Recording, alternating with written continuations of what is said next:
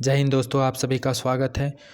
जैसा कि पिछले वीडियो में हम लोग महेश कुमार वर्णवाल सामान्य अध्ययन बुक से हम लोग बायोलॉजी पढ़ रहे थे, तो कुछ प्रश्न हम लोग कंप्लीट किए थे और कुछ बाकी रह गया था। तो आज के इस वीडियो में बचे हुए प्रश्न को हम लोग पढ़ेंगे और यह वीडियो जो है उन सभी एग्ज़ामों के लिए काफ़ी महत्वपूर्ण है जिसमें NCERT से प्रश्न पूछे जाते हैं। अभी जो एग्ज़ाम नियोजित शिक्षकों की सक्षमता परीक्षा होने वाली है, इसके लिए एवं BPSC टीचर के लिए यह वीडियो काफ़ी महत्वपूर्ण रहेगा। तो चलिए शुरू करते हैं। आपका पहला प्रश्न है कि पाचन एवं पाचन तंत्र से संबंधित असत्य कथन कौन है इसमें से? पाचन एवं पाचन तंत्र से संबंधित इनमें से कौन सा कथन असत्य है? ए है, कथन ए में कहा गया है ग्रहण किया गया भोजन ग्लूकोज वसीय अम्ल तथा अमीनो अम्ल के जटिल मिश्रण के रूप में होता है। तो ये कथन जो है गलत है। इसके अलावा पाचन किए गए भोज्य पदार्थ को सरल एवं घुलनशील अणुओं में परिवर्तित करने की प्रक्रिया है, यह सही कथन है। सी है, पाचन तंत्र के अंतर्गत आहार नाल एवं पाचन ग्रंथियाँ शामिल की जाती है, यह भी सही है। और डी है आपका कि भोजन का अधिकांश पाचन एवं पचे हुए भोज्य पदार्थ का अवशोषण छोटी आंत में होता है। तो ये तीनों कथन सही है और ए जो है आपका गलत है। एक कथन गलत है। कहा गया है कि ग्रहण किया गया भोजन ग्लूकोज वसीय अम्ल तथा अमीनो अम्ल के जटिल मिश्रण के रूप में होता है, ये कथन गलत है। नेक्स्ट है, इसी के बारे में कहा गया है, दिया है कथन ए असत्य है क्योंकि ग्रहण किया गया भोजन कार्बोहाइड्रेट वसा तथा प्रोटीन के बड़े एवं जटिल अणुओं के रूप में होता है, जिसे विभिन्न रासायनिक प्रक्रियाओं एवं एंजाइमों की सहायता से ग्लूकोज वसीय अम्ल तथा अमीनो अम्ल के छोटे एवं सरल अणुओं में परिवर्तित कर दिया जाता है।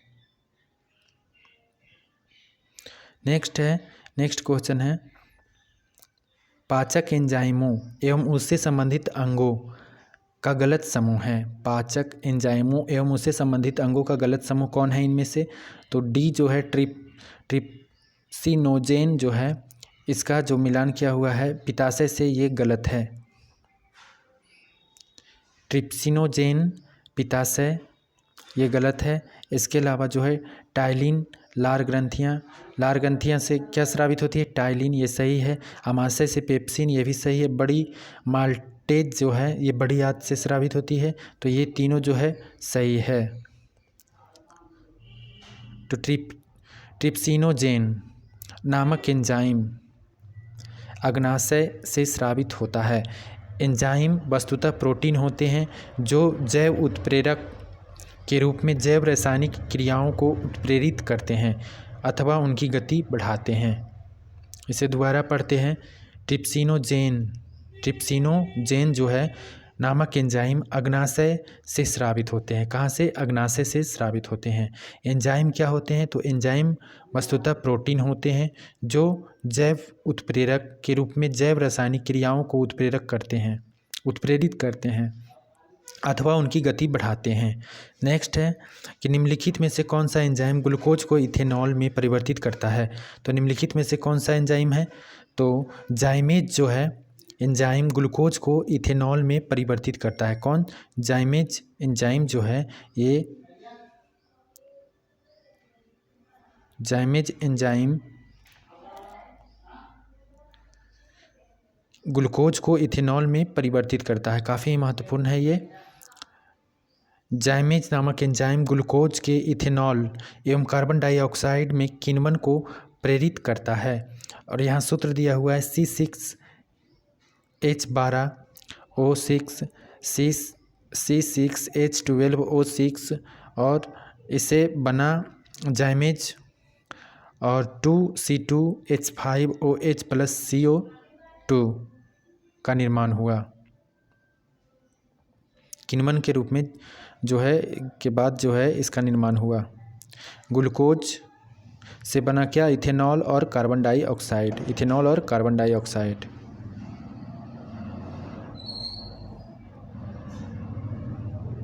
नेक्स्ट है निम्नलिखित में से कौन पाचक एंजाइम नहीं है। तो निम्नलिखित में से कौन पाचक एंजाइम नहीं है? इनमें से आपका ऑप्शन है ए ट्रिप्सिन, बी गैस्ट्रिन, सी है माइलेज और डी है लाइपेज। तो इनमें से कौन है ये आप लोग बताइएगा, पाचक एंजाइम नहीं है। इसका आंसर आप लोग कमेंट कीजिएगा। नेक्स्ट है कि मानव शरीर में सबसे बड़ी ग्रंथि है। तो मानव शरीर में सबसे बड़ी ग्रंथि कौन है? मानव शरीर की सबसे बड़ी ग्रंथि यकृत है। ये काफ़ी महत्वपूर्ण प्रश्न है कि मानव शरीर की सबसे बड़ी ग्रंथि कौन है? यकृत है।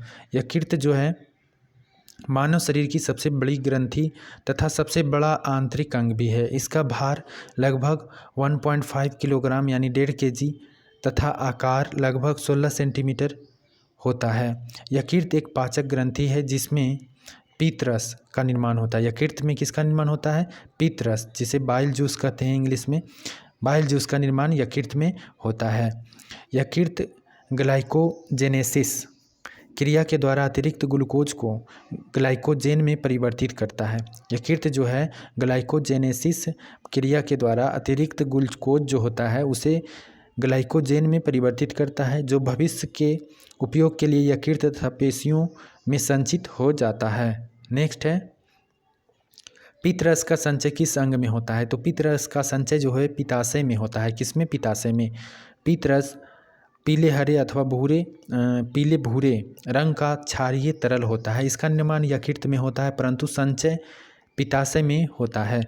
जब पित्ताशय में पथरी हो जाता है तो वसायुक्त भोजन के पाचन में समस्या होती है। नेक्स्ट है निम्नलिखित पदार्थ एवं उनके वर्ग का सही सुमेलन नहीं है। तो किसका जो है सही सुमेलन नहीं है? तो पेप्सिन कार्बोहाइड्रेट, ये गलत सुमेलित है। पेप्सिन का कार्बोहाइड्रेट के साथ ये जो है गलत है। और बी है कैरोटीन विटामिन। कैरोटीन जो है ये एक प्रकार का विटामिन है, ये सही है। केरेटिन ये भी एक प्रकार का प्रोटीन है, ये भी सही है। टेस्टोस्टेरोन जो है ये हार्मोन है और टेस्टोस्टेरोन जो है ये पुरुष हार्मोन है। टेस्टोस्टेरोन कैसा हार्मोन है? ये पुरुष हार्मोन है। तो पेप्सिन एक एंजाइम है जो अमाशय में निर्मित होता है। पेप्सिन प्रोटीन को अपेक्षाकृत छोटे पॉलीपेप्टाइड्स तथा अमीनो अम्ल में तोड़कर उसका पहचान करता है। पेप्सिन जो है एक एंजाइम है जो अमाशय में निर्मित होता है। पेप्सिन प्रोटीन को अपेक्षाकृत छोटे पॉलीपेप्टाइड्स तथा अमीनो अम्ल में तोड़कर उसका पाचन करता है। नेक्स्ट है लैंगरहैंस की दीपिकाएँ किस अंग में उपस्थित होता है? तो लैंगरहैंस की दीपिकाएँ जो है किस अंग में उपस्थित होता है? ये जो है अग्नाशय में उपस्थित होता है। लैंगरहैंस की दीपिकाएँ अग्नाशय में स्थित होती है। इनमें अल्फा, बीटा, गामा, डेल्टा तथा एप्सिलॉन नामक कोशिकाएँ पाई जाती है। लैंगरहैंस दीपिकाएँ अग्नाशय में स्थित होती है। कहाँ? अग्नाशय में। और इनमें अल्फा, बीटा, गामा, डेल्टा तथा एप्सिलॉन नामक कोशिकाएँ पाई जाती है। ये काफ़ी महत्वपूर्ण है। अल्फा कोशिकाएँ ग्लूकैगॉन, अल्फा कोशिकाएँ जो होती है ये ग्लूकैगॉन का, बीटा कोशिकाएँ इंसुलिन एवं एमाइलिन का स्राव करती है। दोबारा इसे पढ़ते हैं। अल्फा कोशिकाएँ किसका? ग्लूकैगॉन का, बीटा कोशिकाएँ इंसुलिन एवं एमाइलिन का स्राव करती है। बीटा किसका? इंसुलिन एवं एमाइलिन का स्राव करती है। इंसुलिन के अतिस्राव से रक्त में ग्लूकोज की मात्रा कम हो जाती है जिससे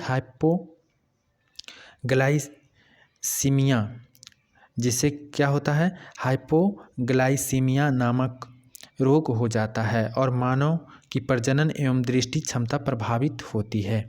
नेक्स्ट है मीठे स्वाद का अनुभव करवाने वाली स्वाद कलिकाएँ मनुष्य की जीभ में कहाँ उपस्थित होती है?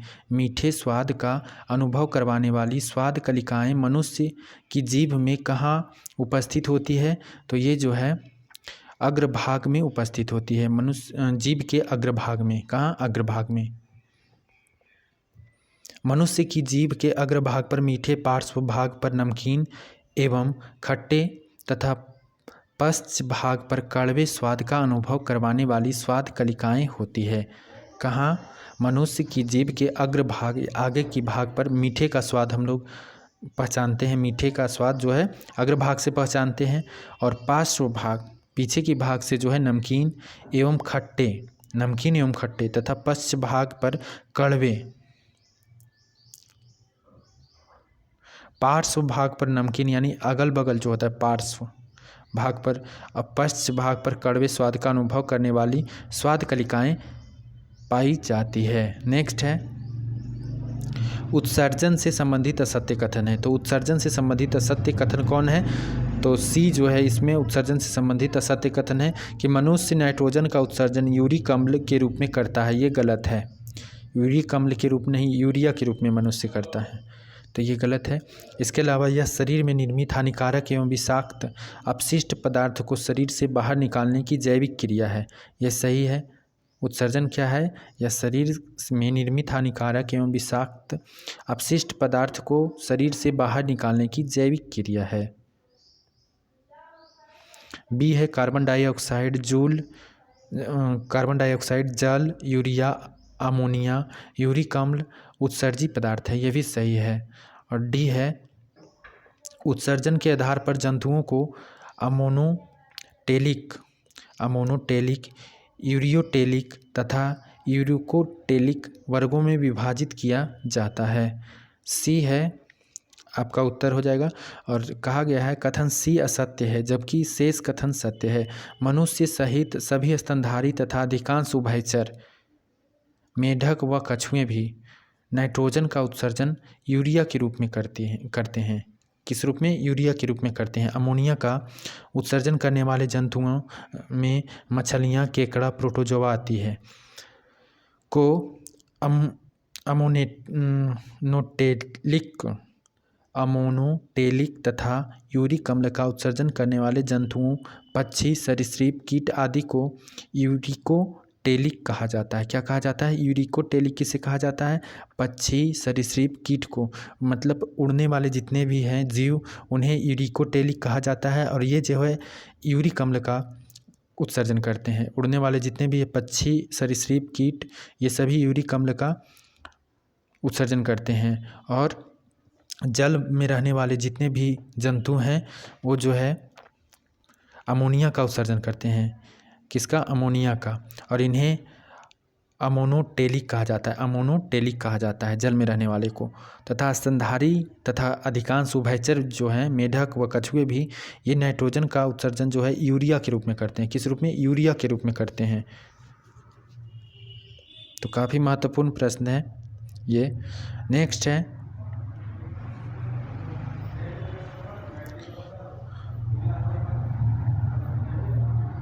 वृक्क अस्मरी जिसे पथरी कहते हैं। वृक्क अस्मरी किस रासायनिक पदार्थ से निर्मित होती है? तो वृक्क अस्मरी पथरी जो है किस रासायनिक पदार्थ से निर्मित होती है? तो ये जो है कैल्शियम ऑक्जेलेट से निर्मित होती है। किससे? कैल्शियम ऑक्जेलेट से। तो मानव वृक्क में बनने वाली पथरी मुख्यतः कैल्शियम ऑक्जेलेट CaC2CO4 CaC2CO4 के क्रिस्टलों का एक तृण है। क्या है? क्रिस्टलों का एक तृण है जिससे मूत्र के निष्कासन में रुकावट आती है। नेक्स्ट है एक वयस्क स्वस्थ मनुष्य द्वारा एक दिन में उत्सर्जित मूत्र की मात्रा है। तो एक वयस्क मनुष्य द्वारा एक दिन में उत्सर्जित मूत्र की मात्रा कितनी होती है? लगभग 1.5 लीटर। कितनी? लगभग 1.5 लीटर। तो एक वयस्क स्वस्थ मनुष्य के एक दिन में लगभग 1.5 लीटर मूत्र का उत्सर्जन करता है। मूत्र हल्का पीला, पारदर्शी, गंधयुक्त तथा अम्लीय व जलीय द्रव है जिसका औसत pH मान 6 होता है। मूत्र का pH कितना होता है? 6 होता है। मूत्र में मुख्यतः जल 95%, जल कितना होता है? 95%, यूरिया 2% होता है। मूत्र में यूरिया 2%, प्रोटीन, वसा, शर्करा व अन्य कोलाइड्स जो होता है 1.3% होता है। यूरिक अम्ल जो होता है 0.03% होता है। यूरिक अम्ल मूत्र में कितना होता है? 0.03%। कैल्शियम होता है 0.015%। कितना? 0.015% आदि उपस्थित होते हैं। तो फिर से इसे पढ़ते हैं। एक वयस्क स्वस्थ मनुष्य एक दिन में लगभग 1.5 लीटर मूत्र का उत्सर्जन करता है। मूत्र हल्का पीला, पारदर्शी, गंधयुक्त तथा अम्लीय व जलीय द्रव है जिसका औसत pH मान 6 होता है। मूत्र में मुख्यतः जल 95%, यूरिया 2%, प्रोटीन, वसा, शर्करा व अन्य कोलाइड्स 1.3%, यूरिक अम्ल 0.03% और कैल्शियम 0.015% आदि उपस्थित होते हैं। नेक्स्ट है मानव शरीर में रक्त के शुद्धिकरण की प्रक्रिया को कहते हैं। तो मानव शरीर में रक्त के शुद्धिकरण की प्रक्रिया को क्या कहते हैं? तो डायलिसिस कहते हैं। रक्त के शुद्धिकरण की प्रक्रिया को जो है डायलिसिस कहते हैं। मानव शरीर में रक्त के शुद्धिकरण की प्रक्रिया को अपोहन हिंदी में अथवा डायलिसिस कहते हैं। मानव शरीर में एक जोड़ी वृक्क होते हैं। मानव शरीर में कितने जोड़ी? एक जोड़ी यानी 2 वृक्क होते हैं जो रक्त का शुद्धिकरण करते हैं। यह रक्त में उपस्थित फास्फेट व नाइट्रोजन यौगिक, यूरिया तथा यूरिक अम्ल को अलग करता है तथा रक्त के परासरणी दाब को नियमित करता है। जब कभी वृक्क रक्त को शुद्ध नहीं कर पाता है तो कृत्रिम अपोहन आर्टिफिशियल डिलाइजर का प्रयोग किया जाता है। जब जो है मनुष्य का वृक्क रक्त को शुद्ध नहीं कर पाता है तो कृत्रिम अपोहक आर्टिफिशियल डायलाइजर का प्रयोग किया जाता है। नेक्स्ट है अल्कोहल के निरावीसन। अल्कोहल के निरावीसन डिटॉक्सिफिकेशन के लिए उत्तरदायी अंग है। तो अल्कोहल के निरावीसन डिटॉक्सिफिकेशन के लिए उत्तरदायी अंग कौन सा है? यकृत है। नेक्स्ट है इसी के बारे में दिया हुआ है। यकृत एक महत्वपूर्ण कार्य निरावीसन डिटॉक्सिफिकेशन है। यह रक्त में उपस्थित अमोनिया, उपापचयी अपशिष्टों, औषधियों, अल्कोहल तथा रसायनों को अलग कर देता है ताकि वे शरीर के बाहर उत्सर्जित किए जा सकें। नेक्स्ट है अंग तथा उनसे उत्सर्जित अपशिष्ट पदार्थ का गलत समूह है। अंग तथा उनसे उत्सर्जित अपशिष्ट पदार्थों का गलत समूह कौन है? तो सी जो है यकृत सीबम व अमीनो अम्ल का उत्सर्जन करता है। ये जो है गलत दिया हुआ है, गलत मिलान है। यकृत जो है सीबम व अमीनो अम्ल का उत्सर्जन करता है, ये गलत है। और ए में है वृक्क यूरिया एवं जल का उत्सर्जन करता है, ये सही है। वृक्क जो है किसका उत्सर्जन करता है? यूरिया तथा जल का उत्सर्जन जो है वृक्क करता है, ये सही है।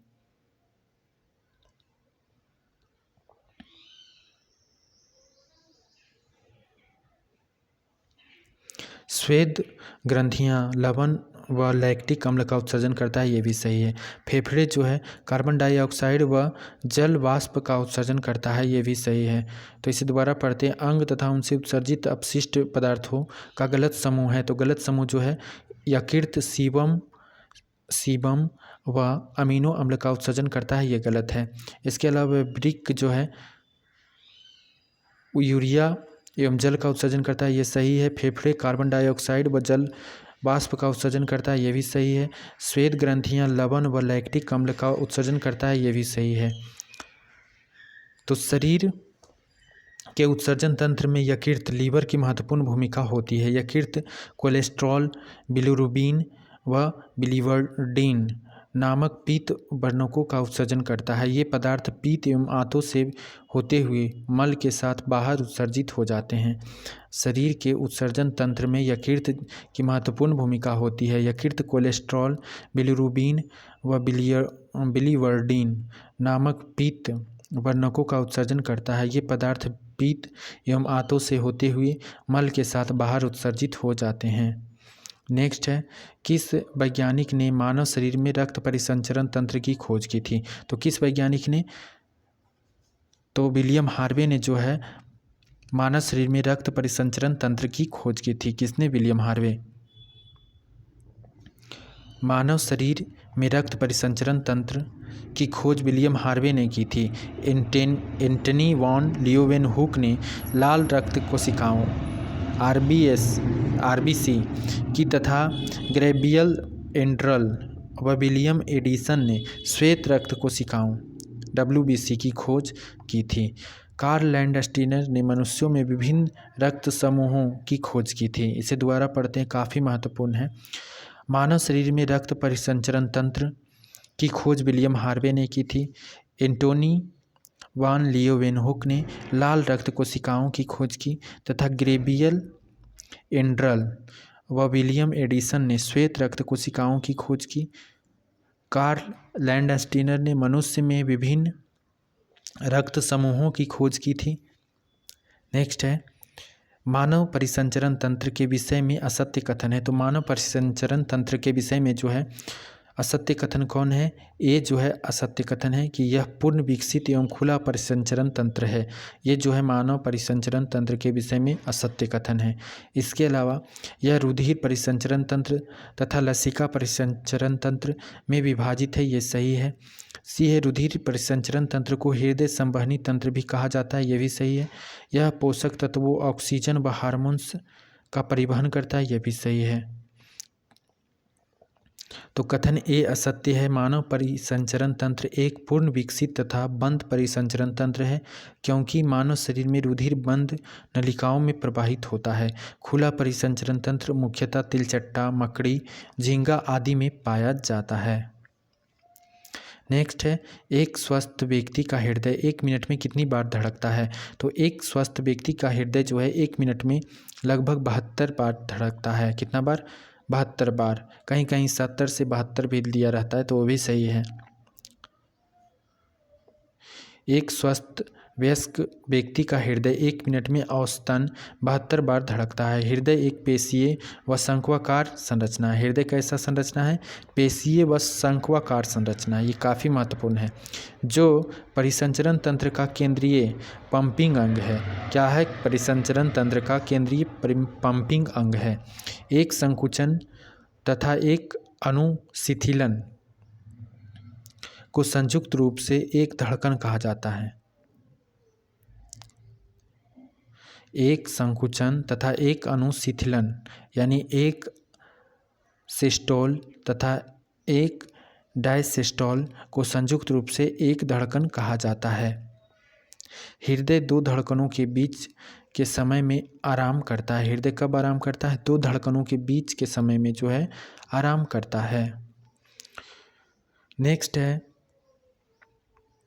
एक वयस्क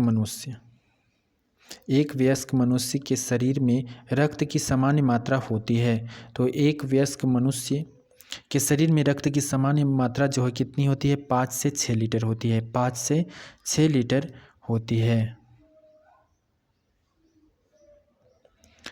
एक वयस्क मनुष्य के शरीर में रक्त की सामान्य मात्रा 5 से 6 लीटर होती है, जो शरीर के भार का लगभग 7 से 8% होता है। कितना? 7 से 8%। रक्त एक गाढ़ा, चिपचिपा एवं लाल रंग का तरल संयोजी ऊतक है। रक्त क्या है? एक गाढ़ा, चिपचिपा एवं लाल रंग का तरल संयोजी ऊतक है, जिसका pH मान 7.4 होता है। कितना होता है? pH मान रक्त का 7.4 होता है। नेक्स्ट है मानव रक्त के संगठन में किस पदार्थ की सर्वाधिक मात्रा होती है? तो मानव शरीर के संगठन में किस पदार्थ की सर्वाधिक मात्रा होती है? प्लाज्मा की जो है मात्रा सर्वाधिक होती है। मानव रक्त के संगठन में प्लाज्मा पदार्थ की सर्वाधिक मात्रा होती है। मानव रक्त में लगभग 55% भाग प्लाज्मा तथा 45% भाग रक्त कणिकाओं का होता है। प्लाज्मा पीले रंग का तरल पदार्थ है, जिसमें 90% जल तथा 10% कार्बनिक व अकार्बनिक पदार्थ घुले होते हैं। रक्त कणिकाओं के अंतर्गत प्लेटलेट्स, लाल रक्त कणिकाएं तथा श्वेत रक्त कणिकाएं शामिल होती है। इसे दोबारा पढ़ते हैं। मानव शरीर में लगभग 55% भाग प्लाज्मा तथा 45% भाग रक्त कणिकाओं का होता है। प्लाज्मा पीले रंग का तरल पदार्थ है। प्लाज्मा क्या है? पीले रंग का तरल पदार्थ है, जिसमें 90% जल तथा 10% कार्बनिक व अकार्बनिक पदार्थ घुले होते हैं। रक्त कणिकाओं के अंतर्गत प्लेटलेट्स, लाल रक्त कणिकाएं तथा श्वेत रक्त कणिकाएं शामिल होती है। नेक्स्ट है किस पदार्थ की उपस्थिति के कारण रक्त का रंग लाल होता है? किस पदार्थ की उपस्थिति के कारण रक्त का रंग लाल होता है? तो ये जो है हीमोग्लोबिन के कारण जो है रक्त का रंग लाल होता है। किसके कारण? हीमोग्लोबिन के कारण। रक्त की लाल रक्त कणिकाओं में हीमोग्लोबिन नामक प्रोटीन पाया जाता है। हीमोग्लोबिन हीम नामक पदार्थ से निर्मित होता है, जो रक्त में उपस्थित ऑक्सीजन से संयुक्त होकर रक्त को लाल रंग प्रदान करता है। हीमोग्लोबिन का प्रमुख कार्य शरीर में ऑक्सीजन का परिवहन करना है। लाल रक्त कोशिकाएं केवल कशेरुकी प्राणियों में ही पाई जाती है। किसमें? लाल रक्त कोशिकाएं जो है केवल कशेरुकी प्राणियों में ही पाई जाती है। इन्हें एरिथ्रोसाइट्स भी कहा जाता है। इन्हें क्या कहा जाता है? एरिथ्रोसाइट्स कहा जाता है। नेक्स्ट है, किस पदार्थ की उपस्थिति के कारण रक्त का रंग लाल होता है? तो किस पदार्थ की उपस्थिति के कारण रक्त का रंग जो है लाल होता है? तो ये हीमोग्लोबिन के कारण, हीमोग्लोबिन के कारण रक्त की लाल रक्त कणिकाओं में हीमोग्लोबिन नामक प्रोटीन पाया जाता है। हीमोग्लोबिन हीम, ये क्वेश्चन जो है रिपीट हुआ है, चलिए पढ़ लेते हैं। नामक पदार्थ से निर्मित होता है, जो रक्त में उपस्थित ऑक्सीजन से संयुक्त होकर रक्त को लाल रंग प्रदान करता है। हीमोग्लोबिन का प्रमुख कार्य शरीर में ऑक्सीजन का परिवहन करना है। लाल रक्त कोशिकाएं केवल कशेरुकी प्राणियों में पाई जाती है। इन्हें एरिथ्रोसाइट्स भी कहा जाता है। इन्हें क्या? एरिथ्रोसाइट्स भी कहा जाता है। कशेरुकी प्राणियों को जो है एरिथ्रोसाइट्स भी कहा जाता है, या जिसमें लाल रक्त कोशिकाएं पाई जाती है उन सभी प्राणियों को एरिथ्रोसाइट्स भी कहा जाता है। नेक्स्ट है, रक्त दाब मापने के लिए किस उपकरण का प्रयोग किया जाता है? तो रक्त दाब मापने के लिए जो है किस का उपयोग किया जाता है? आप लोग कमेंट कीजिएगा या बता देते हैं। रक्त दाब मापने के लिए जो है स्फिग्मोमैनोमीटर का प्रयोग किया जाता है। स्फिग्मोमैनोमीटर का रक्त दाब मापने के लिए स्फिग्मोमैनोमीटर का प्रयोग किया जाता है। मनुष्य का सामान्य रक्तदाब वायुमंडलीय दाब के सापेक्ष 120/80 mmHg होता है। यहाँ mmHg से तात्पर्य मिलीमीटर पारे से है। मानव का रक्तदाब धरातल पर वायुमंडलीय दाब से अधिक होता है। मानव का रक्त का दाब जो है धरातल पर वायुमंडलीय दाब से अधिक होता है। ये काफ़ी महत्वपूर्ण है कि मानव का रक्त दाब जो है धरातल पर वायुमंडलीय दाब से कैसा होता है? अधिक या कम? तो आपका उत्तर हो जाएगा अधिक होता है। क्या होता है? अधिक होता है। और mmHg से तात्पर्य क्या है? ये भी महत्वपूर्ण है। तो mmHg से तात्पर्य क्या है? mmHg से तात्पर्य है मिलीमीटर पारे। mmHg से तात्पर्य है मिलीमीटर पारे। और मनुष्य का सामान्य रक्तदाब वायुमंडलीय दाब पर के सापेक्ष कितना होता है? 120/80 mmHg होता है। नेक्स्ट है, किस रक्त समूह के व्यक्ति सार्वभौमिक प्राप्तकर्ता होते हैं? तो किस रक्त समूह के व्यक्ति जो है सार्वभौमिक प्राप्तकर्ता होते हैं? तो प्राप्तकर्ता यानी AB रक्त समूह के व्यक्ति जो है सार्वभौमिक प्राप्तकर्ता होते हैं, यानी ये किसी से भी ब्लड ले सकते हैं। तो कार्ल लैंडस्टीनर ने 1900 ईस्वी में 4 रक्त समूहों की खोज की थी। किसने? कार्ल लैंडस्टीनर ने जो है 1900 ईस्वी में 4 रक्त समूहों की खोज की थी।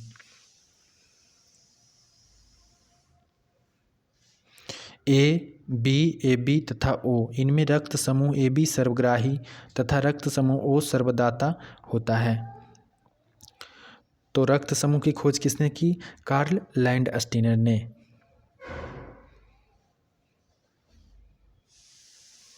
और इसी में आ जाता है कि रक्त परिसंचरण तंत्र का खोज किसने किया? तो रक्त परिसंचरण तंत्र का खोज जो है विलियम हार्वे ने किया। किसने? विलियम हार्वे ने किया। चलिए नेक्स्ट है कि श्वेत रुधिर कणिकाओं का प्रमुख कार्य है। तो श्वेत रुधिर कणिकाओं का प्रमुख कार्य क्या है? शरीर की प्रतिरक्षा करना। श्वेत रक्त कणिकाओं का प्रमुख कार्य है शरीर की प्रतिरक्षा करना।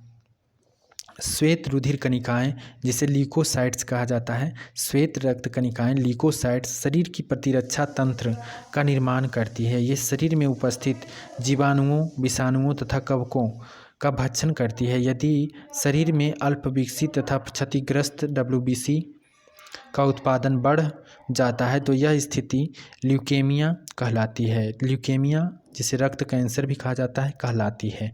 आरबीसी, प्लेटलेट्स तथा अधिकांश डब्ल्यूबीसी का निर्माण अस्थि मज्जा में होता है। इसे दोबारा पढ़ते हैं।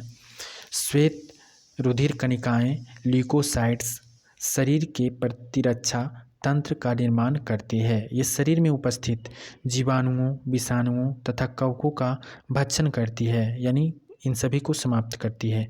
यदि शरीर में अल्प विकसित अथवा क्षतिग्रस्त डब्ल्यूबीसी का उत्पादन बढ़ जाता है, यानी कि अल्प विकसित, कम मात्रा में विकसित या क्षतिग्रस्त डब्ल्यूबीसी वाइट ब्लड सेल की मात्रा का उत्पाद जो है बढ़ जाता है, तो यह स्थिति ल्यूकेमिया या ब्लड कैंसर कहलाती है। इसे ही ल्यूकेमिया या ब्लड कैंसर कहते हैं।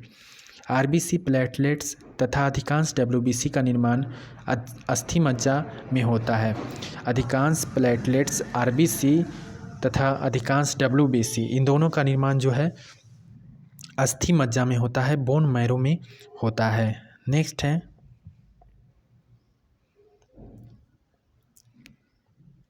हृदय से शरीर के अन्य अंगों तक शुद्ध रुधिर पहुंचाने वाली रुधिर वाहिनियां हैं। तो हृदय से शरीर के अन्य अंगों में शुद्ध रुधिर यानी शुद्ध रक्त पहुंचाने वाली रुधिर वाहिनियां हैं। तो कौन है? धमनियां जो होती है ये हृदय से शरीर के विभिन्न अंगों में शुद्ध रक्त पहुंचाती है। तो फेफड़ों से प्राप्त शुद्ध रक्त O2 यानी ऑक्सीजन युक्त जो होता है रक्त हृदय से धमनियों आर्टरीज के द्वारा, धमनियों को आर्टरीज कहा जाता है इंग्लिश में, के द्वारा शरीर के अन्य अंगों तक पहुंचाया जाता है। इसके विपरीत विभिन्न अंगों से प्राप्त अशुद्ध रक्त यानी CO2 युक्त रक्त जो होता है शिराओं के द्वारा हृदय तक पहुंचाया जाता है। पल्मोनरी शिराएं वेनस के द्वारा हृदय तक पहुंचाया जाता। पल्मोनरी महाधमनियां जो होती है एकमात्र धमनी है जो अशुद्ध रक्त का परिवहन करती है, यानी धमनी में भी जो है एक पल्मोनरी धमनी होती है जिसमें जो अशुद्ध रक्त का परिवहन करती है। ऐसे धमनी में शुद्ध रक्त का बहाव होता है, ऑक्सीजन युक्त रक्त का बहाव होता है जो मतलब हृदय तक पहुंचाती है, धमनियों के द्वारा पहुंचता है। लेकिन पल्मोनरी धमनी महाधमनी जो होता है एकमात्र धमनी है जो अशुद्ध रक्त का परिवहन करती है, तथा पल्मोनरी शिरा जो है एकमात्र शिरा है जो शुद्ध रक्त का परिवहन करता है। यानी कि यदि पूछते कि इनमें से कौन शुद्ध रक्त का प्रवाह करती है, शुद्ध रक्त को हृदय तक पहुंचाती है, और उत्तर में रहे तो इसका उत्तर हो जाएगा पल्मोनरी शिरा। और अशुद्ध रक्त का पहुंचाती है कौन? तो शिरा सिर्फ रहे तो शिरा जो है अशुद्ध रक्त को पहुंचाती है, और पल्मोनरी शिरा जो है शुद्ध रक्त को पहुंचाती है। वहीं धमनी जो है शुद्ध रक्त को पहुंचाती है और पल्मोनरी धमनी जो है अशुद्ध रक्त को पहुंचाती है, अशुद्ध रक्त का परिवहन करती है। तो चलिए नेक्स्ट पढ़ते हैं। नेक्स्ट प्रश्न है प्रतिजन वह पदार्थ है जो एंटीजन वह पदार्थ है जो क्या प्रतिरक्षी के निर्माण को उत्प्रेरित करता है। प्रतिजन क्या है, एंटीजन क्या है? वह पदार्थ है जो प्रतिरक्षी के निर्माण को उत्प्रेरित करता है।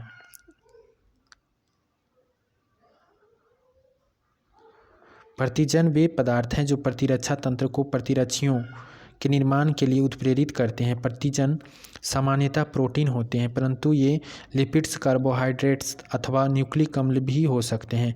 प्रतिरक्षियों को इम्यूनोग्लोबिन भी कहते हैं। ये वाई आकार के प्रोटीन अणु होते हैं जो प्रतिजनों से शरीर की रक्षा करते हैं। जो क्या है? प्रतिजनों से शरीर की रक्षा करते हैं।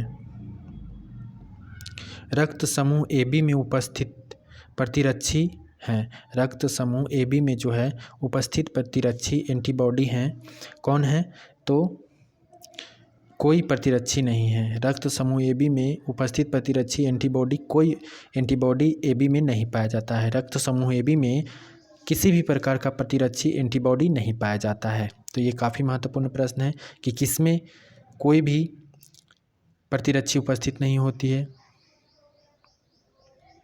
तो रक्त समूह AB में कोई भी प्रतिरक्षी उपस्थित नहीं होती है, यानी प्रतिरक्षी नहीं पाई जाती है। तो रक्त समूह AB में कोई प्रतिरक्षी नहीं पाया जाता है, जबकि A तथा B प्रतिजन एंटीजन पाए जाते हैं। इनमें A तथा B प्रतिजन एंटीजन पाए जाते हैं, इसलिए रक्त समूह AB वाले व्यक्ति सार्वभौमिक प्राप्तकर्ता होते हैं। इसके विपरीत रक्त समूह O में कोई प्रतिजन नहीं पाया जाता है, परंतु A तथा B प्रतिरक्षी पाए जाते हैं, इसलिए यह सार्वभौमिक दाता होता है। इसलिए यह क्या होता है? सार्वभौमिक दाता होता है। नेक्स्ट है, निम्नलिखित में से कौन सा तंत्रिका तंत्र का कार्य है? तो निम्नलिखित में से कौन सा तंत्रिका तंत्र का कार्य है? तो D जो है, यानी ऐच्छिक क्रियाओं का नियंत्रण, सोचना समझना, हृदय गति का नियंत्रण।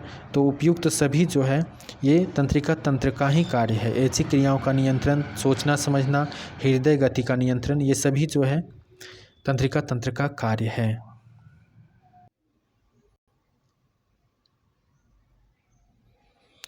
तंत्रिका तंत्र तंत्रिकाओं, तंत्रिका कोशिकाओं, मेरुरज्जु एवं मस्तिष्क जैसे संवेदी अंगों से मिलकर बना होता है। तंत्रिका तंत्र किससे मिलकर बना होता है?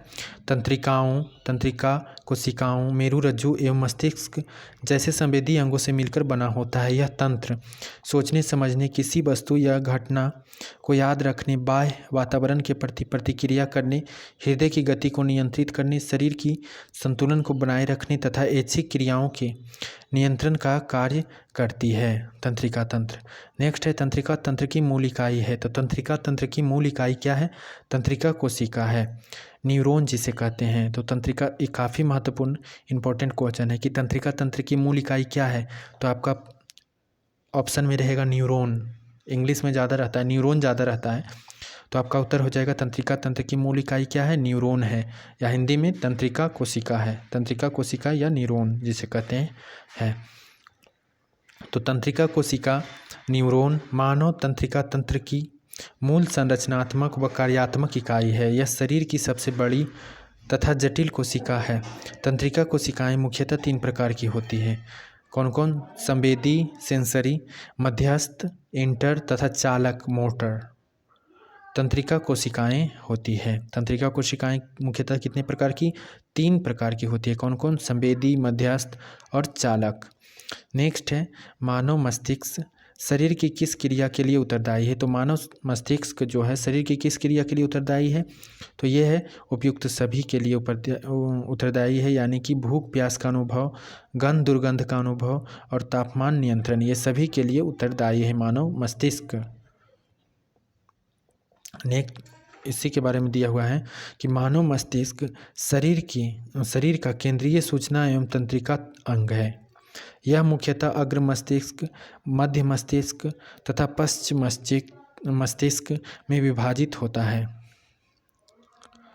ये सभी भाग भिन्न भिन्न शारीरिक कोशिकाओं के लिए उत्तरदायी होते हैं, जैसे भूख प्यास, गंध दुर्गंध, पीड़ा का अनुभव, शरीर के तापमान का नियंत्रण, संवेदी सूचनाओं जैसे कि ठंडा गर्म, स्पर्श का प्रसंस्करण, ऐच्छिक क्रियाओं का समन्वय, स्मृति संग्रहण एवं सूचना पुनः प्राप्ति आदि के लिए ये जो है उत्तरदायी होते हैं। कौन? मानव मस्तिष्क। मानव मस्तिष्क को कितनी श्रेणी में बांटा गया है? 3 भागों में बांटा गया है। कौन कौन? अग्र मस्तिष्क फोरब्रेन, मध्य मस्तिष्क मेसेनसेफेलोन और पश्च मस्तिष्क, ये 3 श्रेणी में। मानव शरीर में मेरुरज्जु से 31 जोड़ी कुल 62 तंत्रिकाएं निकलती है। मानव शरीर में मेरुरज्जु से कुल कितनी जोड़ी तंत्रिकाएं निकलती है? तो 31 जोड़ी तंत्रिकाएं, कुल 62 तंत्रिकाएं नर्व्स निकलती है, जिन्हें मेरु तंत्रिकाएं स्पाइनल नर्व्स कहते हैं। ये तंत्रिकाएं मेरुरज्जु को परिधीय अंगों, हाथ पैर की पेशियों, त्वचा की ग्रंथियों और ज्ञानेंद्रियों आदि से जोड़ती है। नेक्स्ट है, शरीर की प्रतिवर्ती क्रियाओं का नियंत्रण केंद्र है। शरीर की प्रतिवर्ती क्रियाओं का नियंत्रण केंद्र कौन है? मेरुरज्जु। मेरुरज्जु जो है शरीर की प्रतिवर्ती क्रियाओं का नियंत्रण है। बाह्य वातावरण की किसी क्रिया के विपरीत मानव शरीर द्वारा की गई त्वरित प्रतिक्रिया प्रतिवर्ती क्रिया कहलाती है। मेरुरज्जु प्रतिवर्ती क्रियाओं का नियंत्रण केंद्र है, जो उद्दीपनों को ग्रहण कर उपयुक्त प्रतिक्रिया देता है। प्रतिवर्ती क्रिया में संवेदी अंग, मेरुरज्जु व चालक तंत्रिका कोशिकाएं शामिल होती है। नेक्स्ट है हार्मोन अथवा एंजाइम का स्राव करने वाले अंग कहलाते हैं। हार्मोन तथा अथवा एंजाइम का स्राव करने वाले अंग क्या कहलाते हैं? तो ये जो है ग्रंथि कहलाते हैं। तो शरीर के वे अंग जो हार्मोन अथवा एंजाइम का स्राव करते हैं ग्रंथि कहलाते हैं। ग्रंथियाँ 3 प्रकार की होती है। कौन कौन? बाह्य स्रावी ग्रंथि, अंतःस्रावी ग्रंथि तथा मिश्रित ग्रंथि। बाह्य स्रावी ग्रंथियाँ त्वचा पाचन ग्रंथियाँ आती है। बाह्य स्रावी ग्रंथियों के अंतर्गत त्वचा पाचन ग्रंथियाँ आती है जो एंजाइम का स्राव करती है। अंतःस्रावी ग्रंथियाँ पीयूष ग्रंथि जो हार्मोन का स्राव करती है। अंतःस्रावी ग्रंथि क्या है? पीयूष ग्रंथि को कहा गया है जो कि हार्मोन का स्राव करती है। जबकि मिश्रित ग्रंथियों के अंतर्गत अग्नाशय आता है। अग्नाशय जो है मिश्रित ग्रंथियां हैं जो एंजाइम एवं हार्मोन दोनों का स्राव करती है। अग्नाशय जो है एंजाइम एवं हार्मोन दोनों का स्राव करती है। नेक्स्ट है मानव शरीर की सबसे छोटी ग्रंथि कौन सी है? तो मानव शरीर की सबसे छोटी ग्रंथि पीयूष ग्रंथि है। कौन है? पीयूष ग्रंथि। पीयूष ग्रंथि जो है मानव शरीर की सबसे छोटी ग्रंथि है जो मनुष्य के मस्तिष्क में स्थित होती है। यह ग्रंथि ऑक्सीटोसिन, वैसोप्रोपिन, सोमेटोट्रोपिन वृद्धि हार्मोन जिसे कहते हैं, सोमेटोट्रोपिन को क्या कहते हैं? वृद्धि हार्मोन कहते हैं। थायराइड प्रेरक हार्मोन आदि का स्राव करती है। यह स्वयं एक ग्रंथि होने के साथ साथ यह अन्य ग्रंथियों के स्राव को भी नियमित करती है, इसलिए इसे मास्टर ग्रंथि कहा जाता है। मास्टर ग्रंथि किसे कहा जाता है? पीयूष ग्रंथि को। इसे दोबारा पढ़ते हैं। पीयूष ग्रंथि मानव शरीर की सबसे छोटी ग्रंथि है जो मनुष्य के मस्तिष्क में स्थित होती है। यह ग्रंथि ऑक्सीटोसिन, वैसोप्रोपिन, सोमैटोट्रोपिन, थायराइड प्रेरक हार्मोन आदि का स्राव करती है। यह स्वयं एक ग्रंथि होने के साथ साथ यह अन्य ग्रंथियों के स्राव को भी नियमित करती है, इसलिए इसे मास्टर ग्रंथि भी कहा जाता है। नेक्स्ट है आयोडीन युक्त हार्मोन है। तो आयोडीन युक्त हार्मोन कौन है? थायरॉक्सिन। थायरॉक्सिन जो है आयोडीन युक्त हार्मोन है और इसकी कमी से कौन सा रोग होता है? थायराइड होता है, घेंघा। थायराइड सबसे बड़ी अंतःस्रावी ग्रंथि है। थायराइड कैसी है? अंतःस्रावी ग्रंथि है। जो थायराइड सबसे बड़ी अंतःस्रावी ग्रंथि है, काफ़ी महत्वपूर्ण है, जो श्वासनली के समीप स्थित होती है। यह ग्रंथि आयोडीन युक्त थायरोक्सिन हार्मोन का स्राव करती है। भोजन में आयोडीन की कमी से थायराइड ग्रंथि फूलकर मोटी हो जाती है, जिसे घेंघा या गंडमाला कहते हैं। जिसे घेंघा या क्या? गंडमाला, ग्वाइटर कहते हैं। नेक्स्ट है बच्चों में थायरॉक्सिन की कमी से कौन सा रोग हो जाता है? तो बच्चों में थायरॉक्सिन की कमी से कौन सा रोग हो जाता है? घेंघा हो जाता है, घेंघा। नेक्स्ट है थायराइड ग्रंथि से थायरॉक्सिन हार्मोन के स्राव को उत्तेजित करने वाला हार्मोन है। थायराइड ग्रंथि से थायरॉक्सिन हार्मोन के स्राव को उत्तेजित करने वाला हार्मोन कौन है? तो ये है TSH। TSH हार्मोन जो है थायराइड ग्रंथि से थायरॉक्सिन हार्मोन के स्राव को उत्तेजित करने वाला हार्मोन है। थायरॉक्सिन हार्मोन एक अमीनो अम्ल है। थायरॉक्सिन हार्मोन क्या है? एक अमीनो अम्ल है। थायराइड ग्रंथि से थायरॉक्सिन के स्राव को TSH, थायराइड स्टिम्युलेटिंग हार्मोन अथवा थायरोट्रोपिन हार्मोन द्वारा उत्तेजित किया जाता है। यह हार्मोन पीयूष ग्रंथि से स्रावित होता है। गाय और भैंस के थनों में दूध उतारने के लिए किस हार्मोन का इंजेक्शन लगाया जाता है? तो गाय और भैंस के थनों से दूध उतारने के लिए जो है ये ऑक्सीटोसिन हार्मोन का सुई लगाया जाता है, इंजेक्शन लगाया जाता है। ये काफ़ी इम्पोर्टेंट क्वेश्चन है कि गाय और भैंस के थनों से दूध उतारने के लिए किस हार्मोन का इंजेक्शन लगाया जाता है? तो ऑक्सीटोसिन हार्मोन का इंजेक्शन लगाया जाता है। गाय और भैंस के थनों में दूध उतारने के लिए संश्लेषित ऑक्सीटोसिन का इंजेक्शन लगाया जाता है, जिसे पिटोसिन, सिटोसिनॉन अथवा जेनरिक ऑक्सीटोसिन भी कहा जाता है, अथवा क्या, जेनरिक ऑक्सीटोसिन भी कहा जाता है। नेक्स्ट है, किस हार्मोन को प्रेम या आलिंगन का हार्मोन कहा जाता है? किस हार्मोन को प्रेम या आलिंगन का हार्मोन कहा जाता है? तो ये जो है ऑक्सीटोसिन हार्मोन को प्रेम या आलिंगन का हार्मोन कहा जाता है।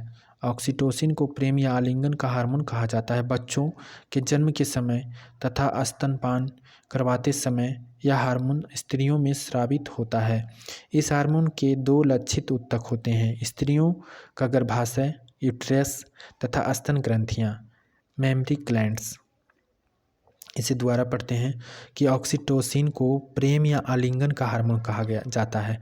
ऑक्सीटोसिन को क्या कहा जाता है? प्रेम या आलिंगन का हार्मोन कहा जाता है। बच्चों के जन्म के समय तथा स्तनपान करवाते समय यह हार्मोन स्त्रियों में स्रावित होता है। इस हार्मोन के दो लक्षित ऊतक होते हैं, स्त्रियों का गर्भाशय तथा स्तन ग्रंथियाँ।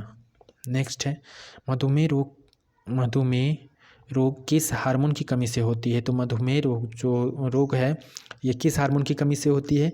इंसुलिन की कमी से होती है।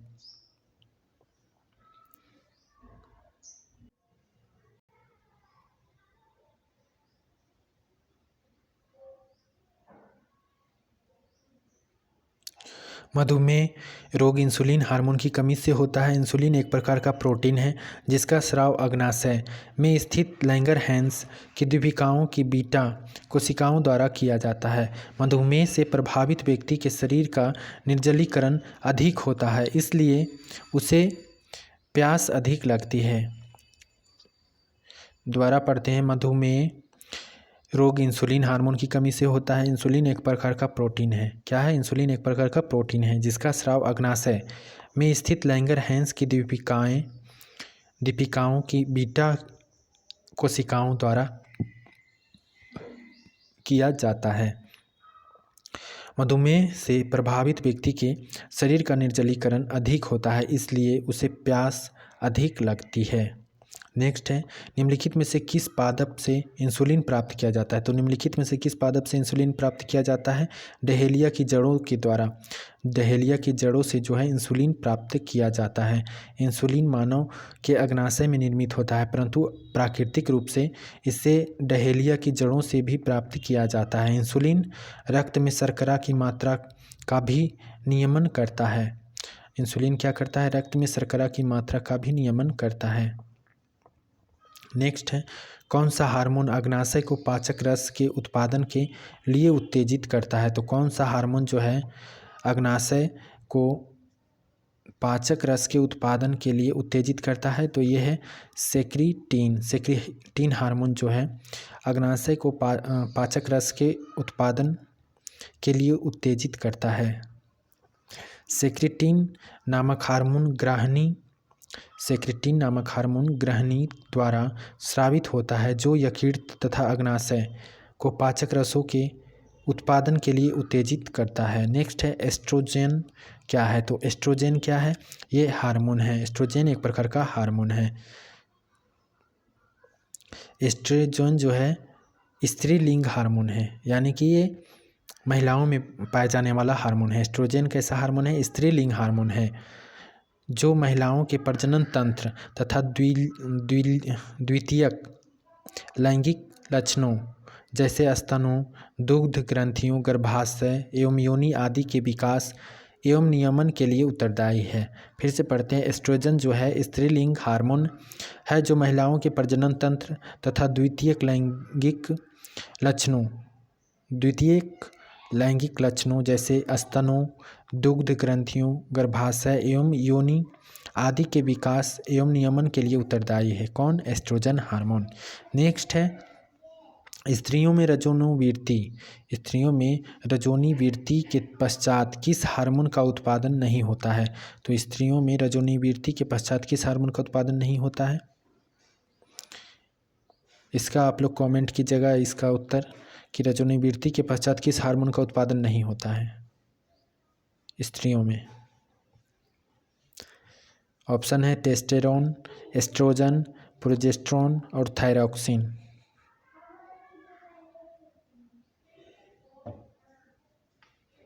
नेक्स्ट है,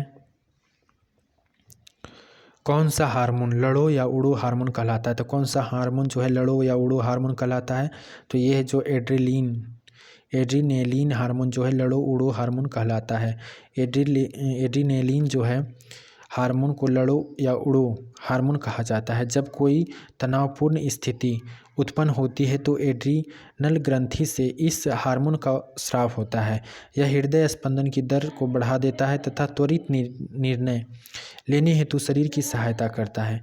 त्वरित मतलब तुरंत जिसका निर्णय लेना चाहिए, जैसे लड़ाई झगड़ा में, गाड़ी चलाते समय, ड्राइविंग में के टाइम, इस सब में जो है उस समय अचानक जैसे कोई आ गया गाड़ी के सामने तो ब्रेक लगाना, तो ये जो आपका हाथ पैर है ये खुद से काम करता है। तो ये किस हार्मोन के कारण होता है? एड्रीनेलिन हार्मोन के कारण उस समय जो है खुद से आपका शरीर ये काम कर जाता है कि क्या करना है। तो इसलिए इसे लड़ो या उड़ो हार्मोन कहा जाता है, एड्रीनेलिन हार्मोन को। नेक्स्ट है जीवों में प्रजनन के विषय में असत्य कथन की पहचान कीजिए। तो जीवों में प्रजनन के विषय में असत्य कथन की पहचान कीजिए। तो आपका सी जो है ये असत्य है कि विखंडन तथा बीजाणु निर्माण कशेरुकी जीवों में प्रजनन संबंधी क्रियाएं हैं। विखंडन तथा बीजाणु निर्माण कशेरुकी जीवों में प्रजनन संबंधी क्रियाएं हैं। इसके अलावा प्रजनन के माध्यम से जीव अपने समान जीवों को जन्म देती है, ये जो है सही है। प्रजनन के माध्यम से जीव अपने समान जीवों को जन्म देती है, ये सही है। प्रजनन लैंगिक अथवा अलैंगिक हो सकती है, ये भी सही है। प्रजनन लैंगिक अथवा अलैंगिक हो सकती है। डी है सभी कशेरुकी जीवों में लैंगिक प्रजनन होता है, ये भी सही है कि सभी कशेरुकी में जो है जीवों में लैंगिक प्रजनन होता है। कथन सी है, कथन सी असत्य है, शेष सभी कथन सत्य है। विखंडन, फ्रेगमेंटेशन तथा बीजाणु निर्माण निम्न पादपों में अलैंगिक प्रजनन से संबंधित विधियां हैं।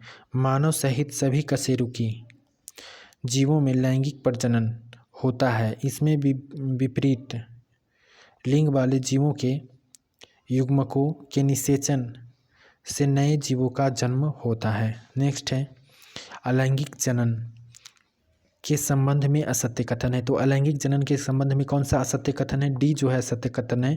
यह प्रक्रिया पुष्पीय पादपों में संपन्न होती है। यह क्रिया जो है प्रक्रिया पुष्पीय पादपों में संपन्न होती है। अलैंगिक जनन जो है अपुष्पीय की प्रक्रिया पुष्पीय पादपों में संपन्न होती है, ये जो है कथन जो है गलत है। इसके अलावा संतान अपने जनक के समान होती है, ये सही है। संतान अपने जनक के समान होती है, ये सही है। बी है नए जीव का जन्म केवल कायिक कोशिकाओं के द्वारा होता है, ये भी सही है। युग्मकों का निर्माण व निषेचन नहीं होता, ये भी सही है। तो पुष्पीय पादपों में पुष्पीय पादपों में जो है पुमंग, स्टेमेन व जायांग पेस्टिल नामक प्रजनन अंग पाए जाते हैं। इसलिए इनमें एक पादपों का जन्म लैंगिक प्रजनन के माध्यम से होता है। युमंग में परागकणों पोलन ग्रेन का निर्माण होता है। पुमंग में जो है ये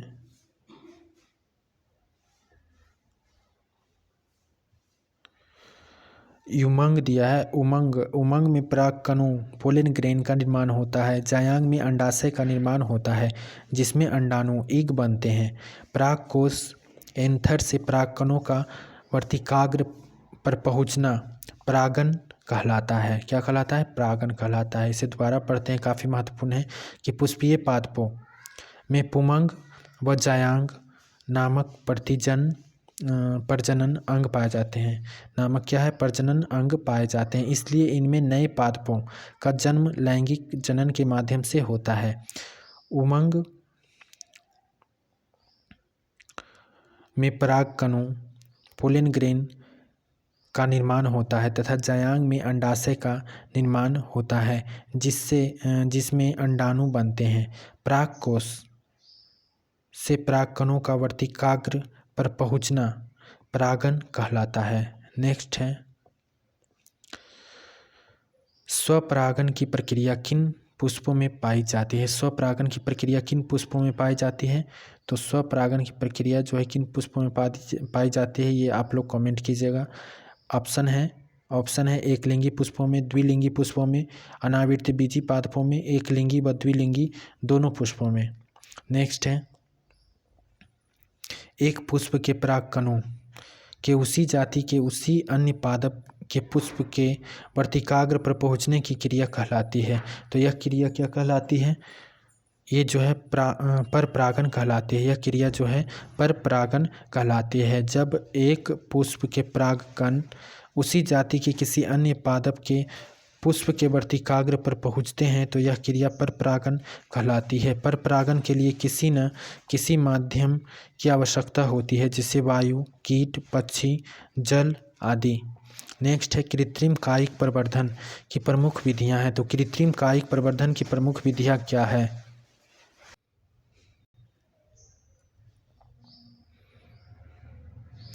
कायिक प्रवर्धन पादपों में अलैंगिक जनन की एक विधि है। कायिक प्रवर्धन में क्या है? पादपों में अलैंगिक जनन की एक विधि है, जिसके अंतर्गत किसी प्रजनन अंग की सहायता के बिना पादपों के कायिक अंगों, तना, जड़, पत्ती आदि से नए पादप उत्पन्न हो जाते हैं। कृत्रिम रूप से कायिक प्रवर्धन की मुख्य विधियां हैं कटाव, कलम लगाना जिसे ग्राफ्टिंग कहते हैं, प्रथिकरण और सूक्ष्म प्रवर्धन आदि। नेक्स्ट है, गुलाब के कृत्रिम कायिक प्रवर्धन के लिए प्रयोग की जाने वाली विधि है। तो गुलाब के कृत्रिम कायिक प्रवर्धन के लिए प्रयोग की जाने वाली विधि कौन सी है? तो ये है कलम, यानी कि गुलाब के टहनी को जो है काट कर उसे लगाया जाता है। इसी विधि को कलम विधि कहते हैं। तो गुलाब, सेब, नाशपाती, आम आदि पादपों के कृत्रिम कायिक प्रवर्धन के लिए कलम विधि का प्रयोग किया जाता है। केला, आर्किड्स व अन्य सजावटी पादपों के लिए सूक्ष्म प्रवर्धन विधि तथा अंगूर, लीची, संतरा आदि के लिए प्रथिकरण विधि का प्रयोग किया जाता है। फिर से पढ़ते हैं इसे। गुलाब, सेब, नाशपाती, आम आदि पादपों के लिए कृत्रिम कायिक प्रवर्धन के लिए कलम विधि का प्रयोग किया जाता है। किस विधि का? कलम विधि का। किसमें? गुलाब, सेब, नाशपाती और आम में। फिर है कि केला, आर्किड्स व अन्य सजावटी पादपों के लिए सूक्ष्म प्रवर्धन विधि तथा अंगूर, लीची, संतरा आदि के लिए प्रथिकरण विधि का प्रयोग किया जाता है। नेक्स्ट है, ऐसे जीव जो गर्भाशय में विकसित शिशु को जन्म देते हैं कहलाते हैं। ऐसे जीव जो गर्भाशय में विकसित शिशु को जन्म देते हैं क्या कहलाते हैं? जरायुज कहलाते हैं। जरायुज कहलाते हैं। ऐसे जीव जो गर्भाशय में विकसित शिशु को जन्म देते हैं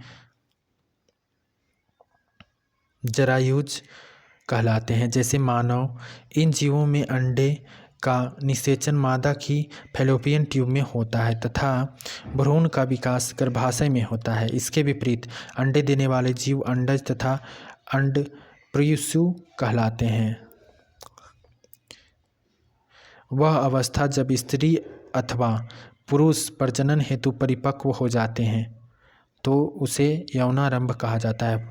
वह अवस्था जब स्त्री अथवा पुरुष प्रजनन हेतु परिपक्व हो जाते हैं उसे क्या कहा जाता है? यौनारंभ कहा जाता है।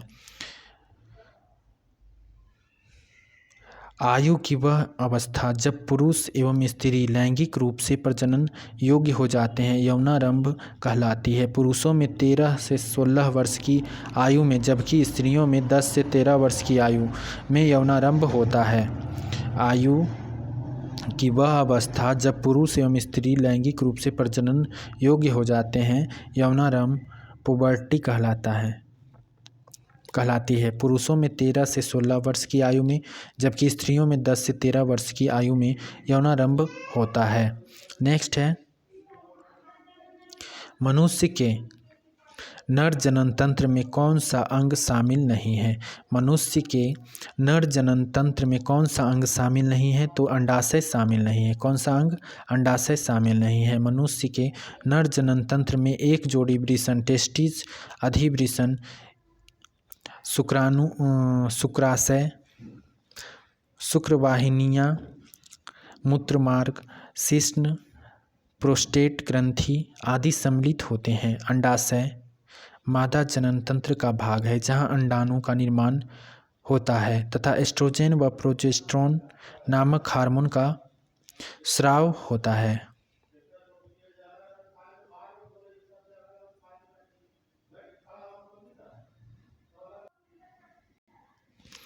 निषेचन की क्रिया किस अंग में संपन्न होती है? निषेचन की क्रिया किस अंग में संपन्न होती है? तो ये जो है अंडवाहिनी में संपन्न होती है। किसमें? अंडवाहिनी में। तो मानव शरीर में निषेचन की क्रिया जो है अंडवाहिनी में संपन्न होती है। इस वाहिनी में शुक्राणु, नर युग्मक तथा अंडाणु मादा युग्मक के निषेचन से युग्मनज का निर्माण होता है। निषेचन की क्रिया में नर युग्मक का केवल केंद्रक जबकि संपूर्ण मादा युग्मक भाग लेता है। नेक्स्ट है, मनुष्यों में गर्भकाल कितने दिनों का होता है? मनुष्यों में गर्भकाल कितने दिनों का होता है? 280 दिनों का होता है। मनुष्यों में गर्भकाल कितने दिनों का? 280 दिनों का होता है। मनुष्यों में सामान्यतः 280 दिन लगभग 9 माह का गर्भकाल होता है। शुक्राणु द्वारा अंडाणु के निषेचन के पश्चात निर्मित युग्मनज का तीव्र विकास होता है। इसमें पहले भ्रूण तथा बाद में एक पूर्ण विकसित शिशु का विकास होता है। यह संपूर्ण प्रक्रिया भ्रूणीय विकास कहलाती है। नेक्स्ट है, रिलैक्सिन क्या है? तो रिलैक्सिन क्या है? यह एक प्रकार का हार्मोन है। रिलैक्सिन क्या है? हार्मोन है। रिलैक्सिन एक हार्मोन है जो प्रसव के दौरान प्लेसेंटा द्वारा स्रावित किया जाता है। यह हार्मोन स्त्रियों की श्रेणी मेखला के मध्य स्थित प्यूबिक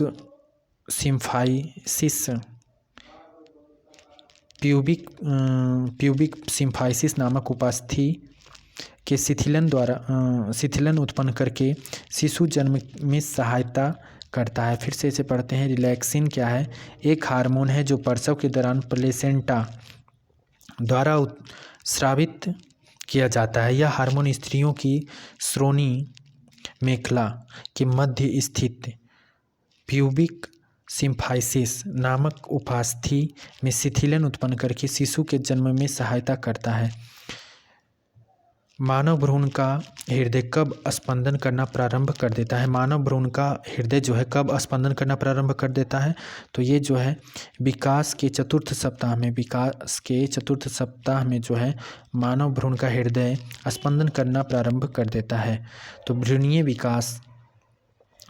विकास के चतुर्थ सप्ताह में हृदय का स्पंदन प्रारंभ हो जाता है। भ्रूणीय विकास के 3 से 8वें सप्ताह तक की अवधि भ्रूण विकास काल कहलाती है। इस अवधि में शरीर के अंगों का विकास होता है।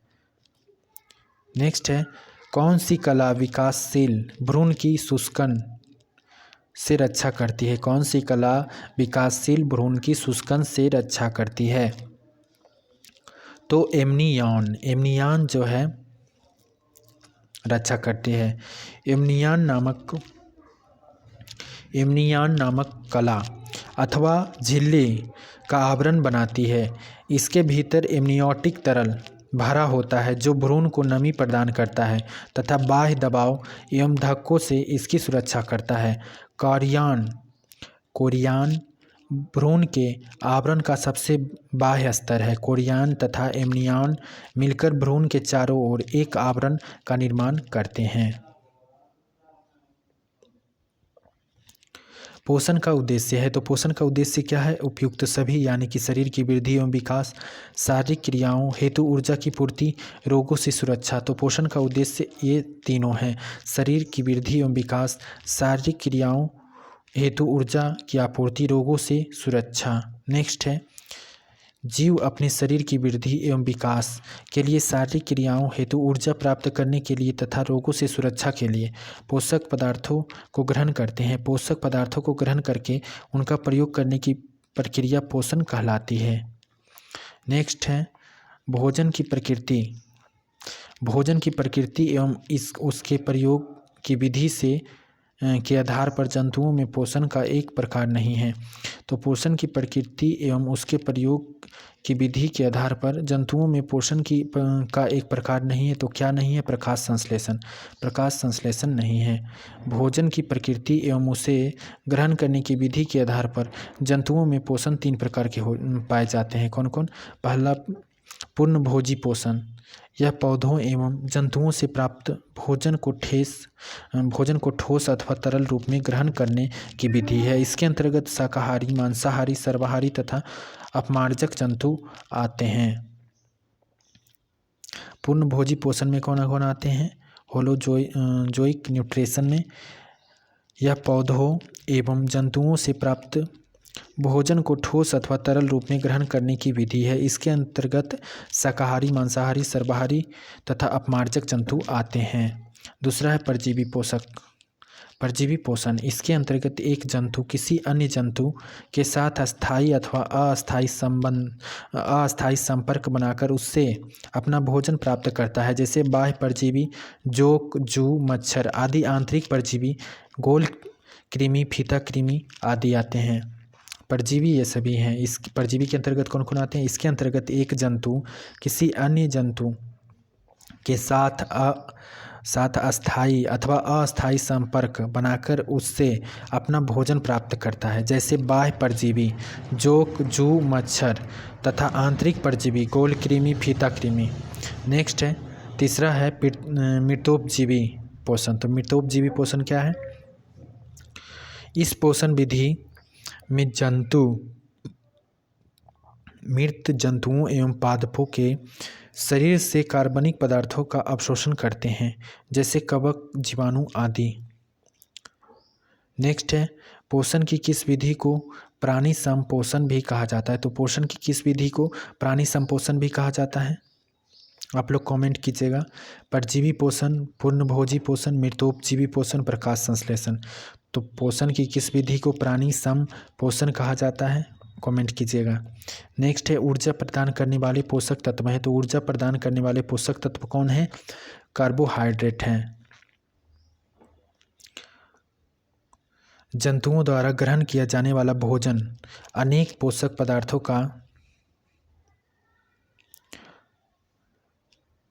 पदार्थों का जटिल मिश्रण होता है। भोजन में सम्मिलित पोषक तत्वों को शरीर में उनके कार्यों के आधार पर निम्नलिखित वर्गों में विभाजित किया जाता है।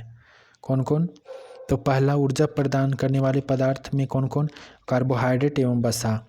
दूसरा है शरीर का निर्माण करने वाले पदार्थ में प्रोटीन और उपापचय क्रिया को नियंत्रित करने वाले पदार्थ में जल, विटामिन और खनिज आते हैं। और चौथा है प्रतिरक्षी क्षमता निर्मित करने वाले पदार्थ खनिज एवं विटामिन। खनिज एवं विटामिन क्या है?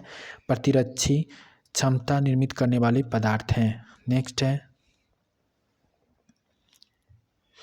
मोनोसैकेराइड, डाइसैकेराइड तथा पॉलीसैकेराइड किस पोषक पदार्थ के प्रकार हैं?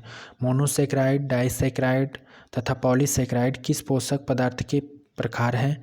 तो ये जो है कार्बोहाइड्रेट्स के प्रकार हैं। किसके? कार्बोहाइड्रेट्स के।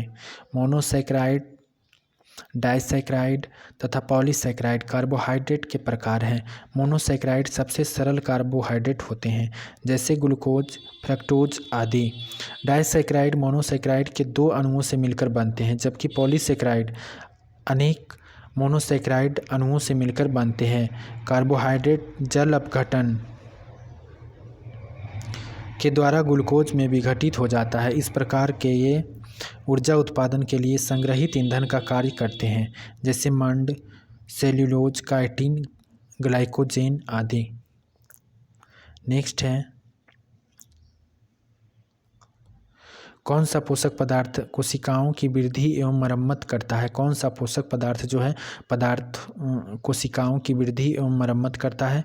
तो ये जो है प्रोटीन जो है पोषक पदार्थ कोशिकाओं की वृद्धि एवं मरम्मत करता है। कोशिकाओं की वृद्धि एवं मरम्मत का कार्य प्रोटीन द्वारा किया जाता है। प्रोटीन नाइट्रोजन युक्त जटिल पदार्थ है जो 20 अमीनो अम्लों के अनेक संयोजनों से बने होते हैं। प्रोटीन हीमोग्लोबिन के रूप में शरीर में गैसीय संवहन का कार्य भी करते हैं तथा हार्मोन के संश्लेषण में भाग लेते हैं। प्रोटीन के विभिन्न प्रकार होते हैं: एंजाइम, हार्मोन, रक्षात्मक प्रोटीन, संरचनात्मक प्रोटीन, परिवहन प्रोटीन आदि। नेक्स्ट है, अधिकांश प्राणियों के जीवित पदार्थ का लगभग 80% भाग है। तो अधिकांश प्राणियों के जीवित पदार्थ का लगभग 80% भाग क्या है? प्रोटीन है।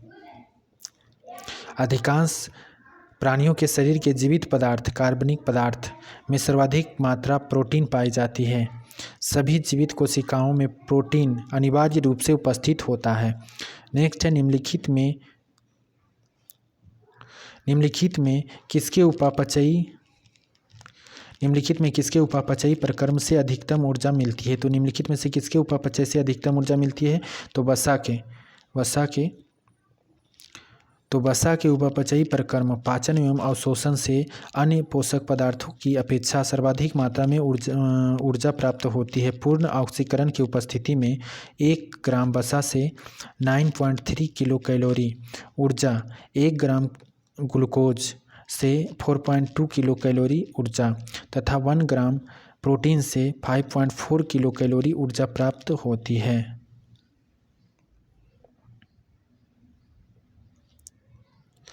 तरुण तथा वृद्धि व्यक्तियों में प्रोटीन की आवश्यकताएं। सी, वृद्धि में उच्चतर और तरुणों में न्यूनतर होती है।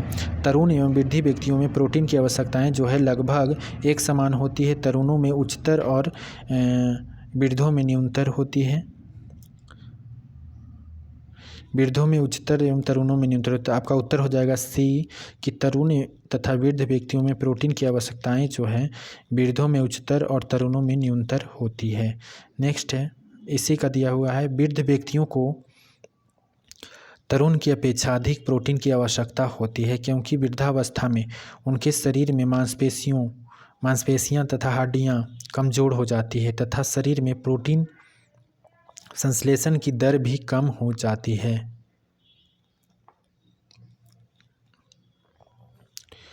नेक्स्ट है, निम्नलिखित भोज्य पदार्थों में से किसमें सभी अनिवार्य अमीनो अम्ल उपस्थित नहीं होते? तो किसमें? चावल में जो है भोज्य पदार्थ, चावल में सभी अनिवार्य अमीनो अम्ल उपस्थित नहीं होते हैं। इसके अलावा दूध, अंडा और सोयाबीन में होते हैं। तो प्रोटीन का निर्माण करने वाले 20 अमीनो अम्लों में से 9 को अनिवार्य अमीनो अम्ल माना जाता है। ऐसे खाद्य पदार्थ जिनमें इन 9 अनिवार्य अमीनो अम्ल की उपस्थिति प्रचुर मात्रा में होती है वे संपूर्ण प्रोटीन कहलाते हैं। तो दूध, मछली, अंडा, मांस, सोयाबीन आदि खाद्य पदार्थों में सभी अनिवार्य अमीनो अम्ल पाए जाते हैं। 9 अमीनो अम्ल 9 अनिवार्य अमीनो अम्ल है। कौन कौन? 9 जो है अनिवार्य अमीनो अम्ल है। कौन कौन? पहला है ट्रिप्टोफैन, दूसरा है थियोनीन, तीसरा है आइसोल्यूसिन, चौथा है ल्यूसीन, पाँचवा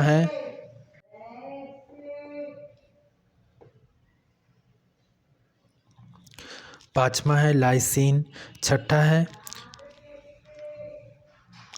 मेथियोनीन प्लस सिस्टीन, सातवां है फेनिलेलीन प्लस टायरोसिन, फेनिलेलीन तथा टायरोसिन, और आठवां है वैलिन, और नौवां है हिस्टिडीन। नेक्स्ट है, निम्नलिखित में से कौन प्रोटीन को विकृत नहीं करता? तो निम्नलिखित में से कौन प्रोटीन को विकृत नहीं करता? तो भारी धातु लवण जो है प्रोटीन को विकृत नहीं करता। प्रोटीन का निर्माण अमीनो अम्ल के संयोजन से होता है तथा अमीनो अम्ल कार्बन, हाइड्रोजन, ऑक्सीजन एवं नाइट्रोजन के संयोग से बनते हैं। कभी कभी इनमें गंधक भी पाया जाता है। नेक्स्ट है अल्फा किरेटिन नामक प्रोटीन उपस्थित होता है। तो अल्फा किरेटिन नामक प्रोटीन जो है उपस्थित होता है किसमें? त्वचा में उपस्थित होता है।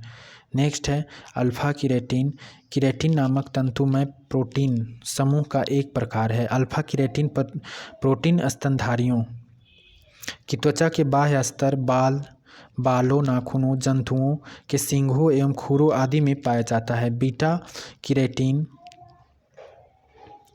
नामक प्रोटीन पक्षियों एवं सरीसृपों में पाया जाता है। इससे पक्षियों के पंखों, नाखूनों, पंजों एवं चोंच तथा सरीसृपों के सल्कों तथा कवकों का निर्माण होता है। इसे दोबारा पढ़ते हैं क्योंकि काफ़ी महत्वपूर्ण है।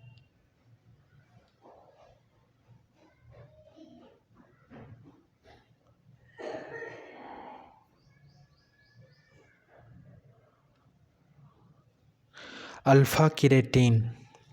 केराटिन नामक तंतुमय प्रोटीन समूह एक प्रकार का है।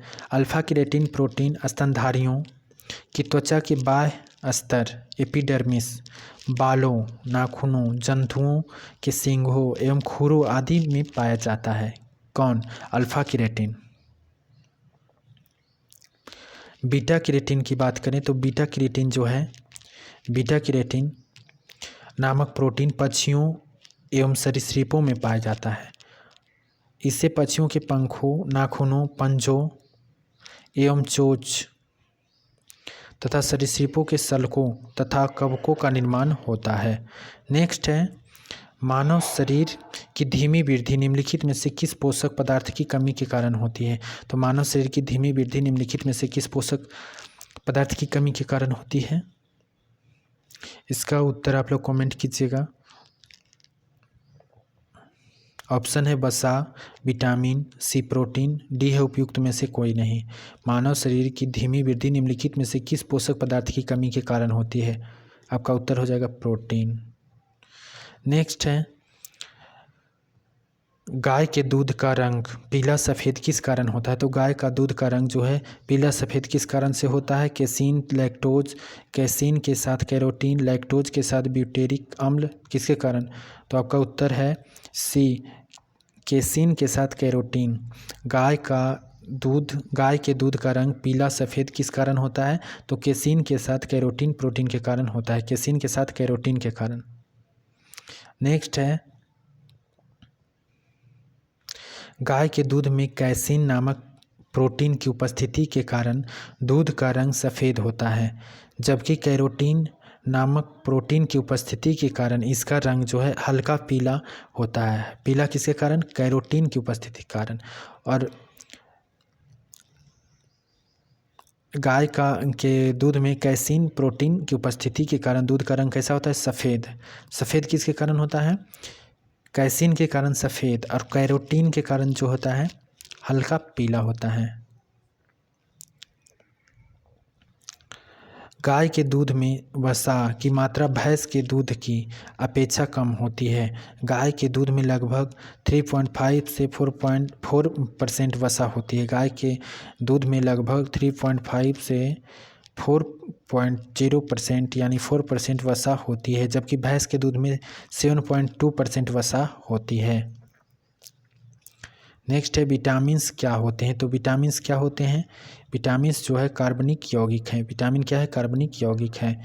सर्वप्रथम वर्ष 1992 में वैज्ञानिक कैसिमीर फांक ने विटामिन शब्द का प्रयोग किया था। विटामिन जटिल कार्बनिक यौगिक है जो शरीर की उपापचयी क्रियाओं की समुचित क्रियान्वयन के लिए आवश्यक होते हैं। विटामिन शरीर में संश्लेषित नहीं होते हैं, इसलिए ये भोजन के माध्यम से ग्रहण किए जाते हैं। विटामिन को सहायक आहार भी कहा जाता है। विटामिन को क्या कहा जाता है? सहायक आहार भी कहा जाता है। नेक्स्ट है खट्टे फलों में कौन सा विटामिन पाया जाता है? तो खट्टे फलों में जो है विटामिन सी पाया जाता है। क्या विटामिन सी पाया जाता है? खट्टे फलों जैसे नींबू, संतरा, पपीता, अनानास, आम आदि में विटामिन सी पाया जाता है। विटामिन सी को एस्कॉर्बिक एसिड भी कहते हैं। कोलेजन नामक संरचनात्मक प्रोटीन के निर्माण, लौह के अवशोषण, घाव भरने तथा त्वचा के स्वास्थ्य के लिए अत्यधिक आवश्यक है। शरीर में विटामिन सी की कमी से स्कर्वी नामक रोग होता है। शरीर में विटामिन सी की कमी से कौन सा रोग होता है? स्कर्वी नामक रोग होता है। नेक्स्ट है निम्नलिखित विटामिनों में से कौन सा शरीर में भंडारित नहीं होता है? तो निम्नलिखित में से कौन सा विटामिन शरीर में भंडारित नहीं होता है? तो विटामिन सी जो है ये शरीर में भंडारित नहीं होता है। इसके अलावा विटामिन ए, विटामिन डी और विटामिन ई शरीर में भंडारित होता है। विटामिन सी मानव शरीर में संश्लेषित नहीं होता और यह जल में घुलनशील है, इसलिए बाह्य स्रोतों से ग्रहण किया गया विटामिन सी शरीर में अत्यंत कम अवधि तक ही रहता है और मूत्र के साथ उत्सर्जित हो जाता है। इस प्रकार शरीर में इसका संचय नहीं होता है। 21 है, रक्त का थक्का बनने में किस विटामिन की आवश्यकता होती है? तो रक्त की थक्का बनने में किस विटामिन की आवश्यकता नहीं होती है? विटामिन के की आवश्यकता नहीं होती है। विटामिन के यौगिकों का एक समूह है जिसमें विटामिन के1 हरी पत्तियों वाली सब्जियों से प्राप्त तथा विटामिन के2 मांस, अंडों, चीज से प्राप्त होता है। चीज यानी कि पनीर प्रमुख यौगिक है जिससे विटामिन के2 प्राप्त होता है। कौन कौन से? मांस, अंडों और पनीर से प्राप्त होता है, प्रमुख यौगिक है। विटामिन के चोट लगने के बाद रक्त का थक्का बनाने में सहायक होता है। विटामिन के जो है क्या होता है? चोट लगने के बाद रक्त का थक्का बनाने में सहायक होता है ताकि अधिक रक्त बहने से बचाया जा सके। इसके अतिरिक्त यह विटामिन अस्थि उपापचय, बोन मेटाबॉलिज्म तथा रक्त में कैल्शियम की मात्रा के नियंत्रण में भी महत्वपूर्ण भूमिका निभाता है। विटामिन डी की कमी से कौन सा रोग होता है? तो विटामिन डी की कमी से रिकेट्स होता है। कौन सा? रिकेट्स। विटामिन डी की कमी से बच्चों में रिकेट्स तथा वयस्कों में ऑक्सिटियोमैलेशिया। विटामिन डी की कमी से बच्चों में रिकेट्स तथा वयस्कों में ऑक्सिटियोमैलेशिया नामक रोग हो जाता है। रिकेट्स से प्रभावित बच्चों से पैरों की हड्डियां टेढ़ी हो जाती है।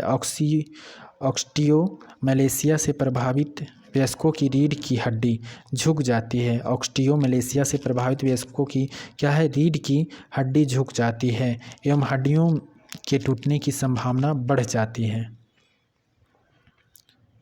नेक्स्ट है अलसी, जिसे तीसी भी कहते हैं। अलसी किस पोषक तत्व प्रचुर स्रोत है? अलसी जो है किस पोषक तत्व का प्रचुर स्रोत है?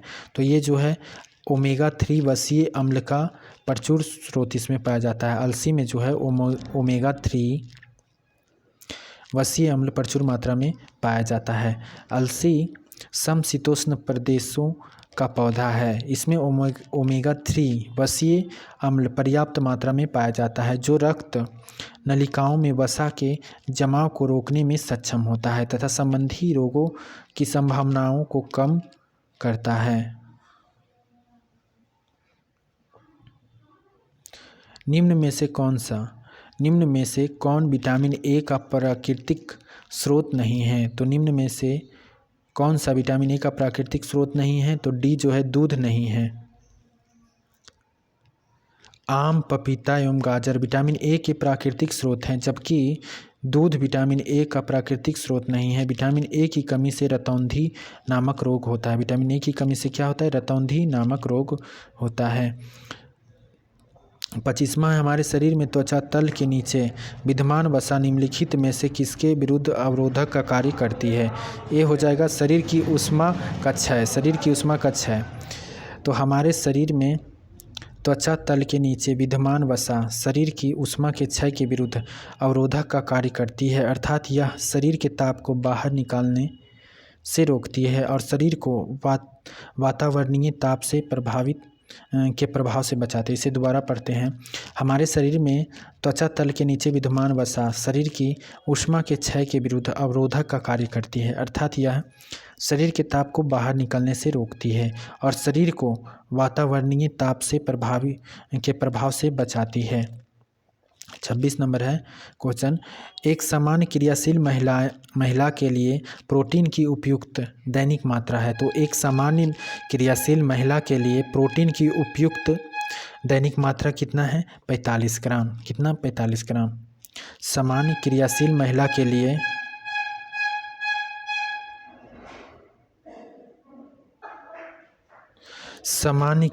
महिला के लिए पोषक पदार्थों की उपयुक्त दैनिक मात्रा निम्नवत है। प्रोटीन 45 से 46 ग्राम, वसा 20 ग्राम, कैल्शियम 400 मिलीग्राम, आयरन 30 मिलीग्राम। 27वां है क्वेश्चन, वह प्रोटीन जो मस्तिष्क के एक गंभीर रोग एल्जाइमर को उत्पन्न करता है तो वह कौन सा है? सी amyloid precursor protein. Amyloids precursor protein.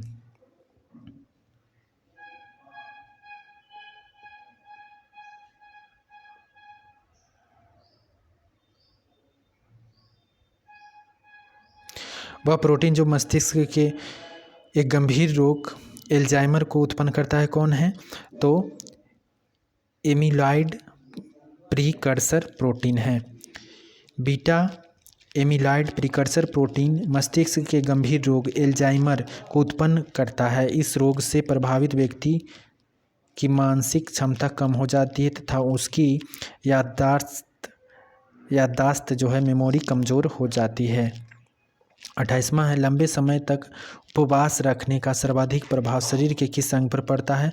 तो ये जो है शरीर के किस अंग पर पड़ता है आप लोग कमेंट के माध्यम से बताइएगा। आमाशय, यकृत, फेफड़े, गुर्दे, किस पे? नेक्स्ट है, एंजाइम के प्रोटीन भाग को क्या कहते हैं? तो एंजाइम के प्रोटीन भाग को क्या कहते हैं? एपो एंजाइम कहते हैं। क्या? Apo enzyme. एंजाइम के प्रोटीन भाग को एपो एंजाइम कहा जाता है एवं एपो एंजाइम की सक्रियता के आधार पर इसे प्रो एंजाइम अथवा जाइमोजन के नाम से भी जाना जाता है। नेक्स्ट है, निम्नलिखित में से किसका संश्लेषण यकृत द्वारा किया जाता है? तो किसका संश्लेषण? विटामिन के का संश्लेषण जो है यकृत के द्वारा किया जाता है।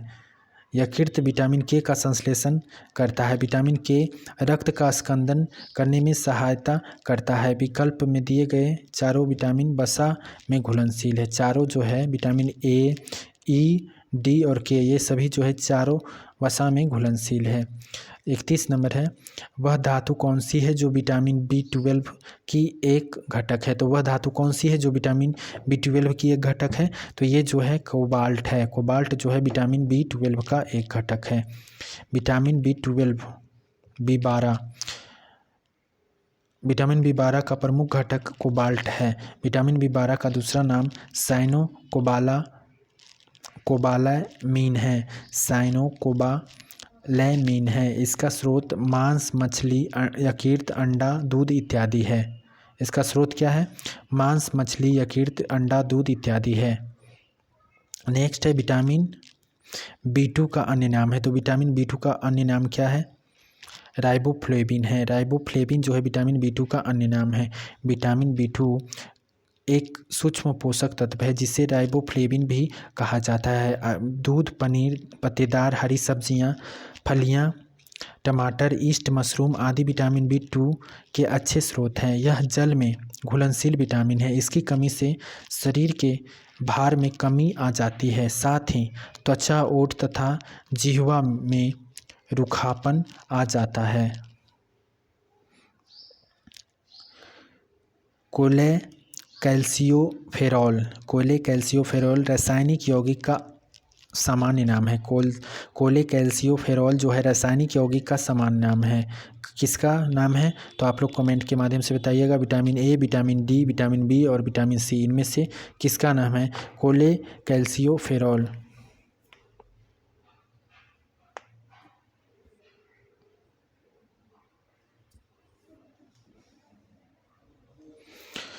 तो आपका ये बचा हुआ महेश वर्णमाल का जो बायोलॉजी था ये कंप्लीट हुआ। वीडियो आपको कैसा लगा कमेंट करके ज़रूर बताइएगा।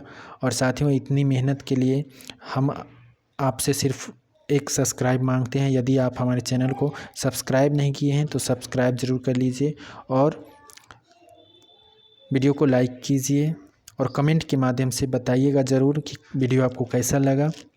और मिलते हैं फिर अगले वीडियो के साथ। तब तक के लिए धन्यवाद।